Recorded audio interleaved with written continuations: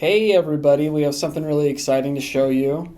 We have introduced a feature called a remote visit or virtual visit.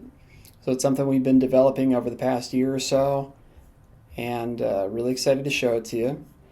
So as far as how you access it, if you go to our site, you have a little menu over on the right side where it says schedule appointment. You select schedule virtual visit. Page here tells you a little bit about it.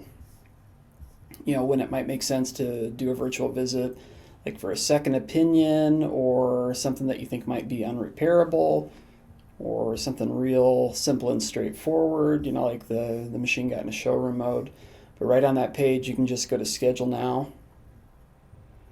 And it gives you a little calendar where you can reserve your time, get us your information about like your model number, what the problem is that you have going on, etc. And then when we come to the time of the appointment, we send you out a link that you can pull up right in your phone, no app required, and you just click a couple buttons to give it permissions, and that lets our technician see what's going on in your fridge.